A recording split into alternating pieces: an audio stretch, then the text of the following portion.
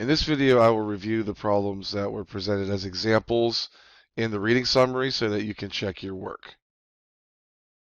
So in example 1, you were given this situation at the Virgin Music Store in Times Square. 60 people entering the store were selected at random and were asked to choose their favorite type of music. Of the 60, 12 chose rock, 16 chose country, 8 chose classical, and 24 chose something other than those three. Based off of these results, determine the following and around the 4 decimal places if needed. So when you're doing empirical probability, you're taking information that was already gathered, and you're using that to predict what the probability is. I mean, so these situations work really well. Another situation, there'll be some instances like you say, if I'm going to flip a coin, well, we usually expect heads and tails to be a 50-50, but maybe, the coin we have, if we tossed it 100 times, maybe it landed on heads 56 times and tails 44 times, then we would probably say something different for an empirical probability for that, based off of what the results were. So we're going to use the actual data here. So we have 60 people who are entering the store. So each one of these probabilities are going to start out being some number over 60. So when I look at the probability the next person who enters prefers rock music, 12 chose rock out of that first 60, so I would expect there's a 12 out of 60 chance that the next person in would prefer that, which is the same thing as 1/5. And since we're using decimals based off of the directions here, we're going to have the answer being 0.2. What's the probability that the next person who enters the store prefers country music? So country music, you have 16 who chose country out of that first 60, so I'm going to say that's going to be used to predict, the probability of this happening. So it's 16 out of 60, which is 4 over 15, which, in decimals is about 0.2667. Actually, it's 0.2 with repeating sixes going on forever, but the 4 decimal places, I would round that to a 7. And for C, what's the probability the next person who enters the store prefers something other than rock or classical music? Well, that's these 24 here that chose something besides rock, country, or classical. So the probability for this is going to be 24 out of 60, which does simplify to 2 out of 5, or 0.4. In example 2, you were given some information from some of Mendelssohn's trials here, and you were showed how to do the probability for the dominant trait. So there were 6,022 for the dominant trait, which was the yellow seeds, and it ended up being about 0.75. And for the dominant trait for like the shape of the seeds was round, which is 5474 out of 7324. And basically these bottom numbers are the results of me adding the two types of situations we saw. Number with the dominant trait and number with the recessive trait. So when I come down here and do these probabilities, I mean, the decimal ones shouldn't be that hard to recognize because of the fact that, if I'm looking for the probability of the green seeds down here, and if the probability of the yellow seeds was 0.75, I would expect this to be 0.25. So I would take this 2001 and divide it by the 8023. And when I worked that out, it is about equal to 0.25. Not exactly, but it rounds to that pretty neatly. And the wrinkled seeds, same thing. There's 1,850 of those. There was 7,324 measured for their shape, which is also 0.25. And you'll see that happening most often. These are the only two possibilities. But again, we're still using this probability distribution. We're actually using actual data, so it's an empirical probability. One of the things that you also learn, and probably more in a biology class, is using Punnett squares to predict what the probability is. That would be more of a theoretical probability, which is something we also looked at. Another Mendel's experiments. So basically, he crossbred not pure purple flower pea plants. They could have probably stated that better, but that's the way they stated it. So these are purple pea plants, but they're not purebred. They were crossbred. It means that they're purple in color because that's the dominant trait, but they also have genes within them that have the recessive trait of white in there, but since the purple's the dominant trait, it's what's showing up. These purple pea plants had two traits for flowers: purple dominant, white recessive. The result of this crossbreeding was 705 second-generation plants with purple flowers and 224 second-generation plants with white flowers. Determine the following empirical probabilities. So they're empirical, again, because we're using the data that's actually in front of us to come up with these probabilities. So if I'm looking for the probability of white flowers, I'm going to take the number of white over the total number of flowers. So we only have two types of flowers, or two traits, white and purple. So altogether, we have 929 flowers. 224 of them were white. So if I do that probability, it comes out to be about 0.2411, which, again, is not that far away from being 0.25. For the purple flowers, the only thing that's different is I would do the number of purple flowers over the total number of flowers, which is 705 over 929, which is 0.7589. So it's not that far away from being 0.75 as well. So these 25%, 75% ratios tend to happen very frequently when you're doing these, and that's kind of the nature of why those Punnett squares are often used in those situations if you ever took any course where they discuss some biology. So the two answers you were asked to provide here were 0.2411 and 0.7589. In example 3, you were asked to determine some probabilities of picking certain combinations of playing cards. And just to help you out a little bit here, you were given this figure that showed all the playing cards, what are considered to be picture cards or face cards. The four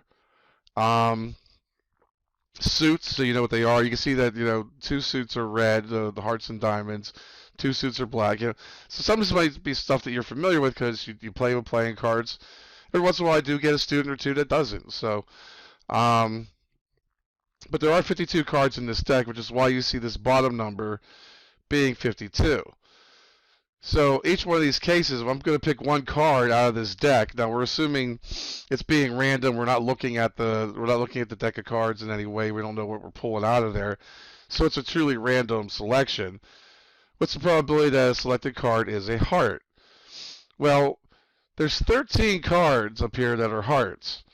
So 13 cards out of 52, which is 0.25. Or it makes sense because you can see, like, you know, 1/4 of them are indeed hearts, so that's what 0.25 is. The probability that a selected card is the king of diamonds. Well, there's only one king of diamonds right here. You know, all these other kings are different suits, so it's not going to fall into this category. So there's only 1 out of 52 for this, and 1 divided by 52 is 0.0192, so that's what the probability is, about 1.92%, somewhere in that ballpark. The probability that selected card is a king or a diamond, so big difference here. This is a king and a diamond. I'm looking for kings or diamonds, so I'm going to have these 13 cards that are diamonds, and I'm going to have these 3 cards that are kings. I'm not going to count the king of diamonds again because I've already counted it with the diamonds. That's one of the things you have to also be aware of, is you don't want to count something twice. The king of diamonds is one of the cards that falls into this category, but I'm not going to count it twice. So I have 13 cards plus 3 more. That's 16 out of 52, which when I carry through that division is 0.3077. The probability that a selected card is not a king or a diamond. So I'm basically looking at all other cards except these 16. So that's going to be 36 out of 52, which is 0.6923. These two are exact opposites. And as stated in the material that you learned about, these two should add up to 1, or at least two fractions should add up to 1, and they do. So make sure that you keep that sort of thing in mind and make sure you know if two things are indeed supposed to be opposites or not. So, keep an eye out for that thing. The probability of selected card is a red suit. Well, there's two suits that are red, the hearts and the diamonds. And as you can see, you can count them and see there's 26 out of 52, but you can also kind of tell it should be a half or 0.5 because half the cards are red. And we're not using jokers or anything like that in here. You're not seeing them picturing here. So, more questions? The probability the selected card is a red suit or a black suit. They like asking these questions sometimes. Well, all the cards fit into that category. No matter what card I pick, it's going to be a red suit or a black suit. So all 52 cards fit into that description. So your probability is 1, which is the highest your probability could be. That stands for 100%. The probability of selected card is a red suit and a black suit. Well, that's impossible. Either you're going to be a heart or diamond, which would make you a red suit, or you're going to be a club or a spade. Those are black suits. You can't be a heart and a spade at the same time.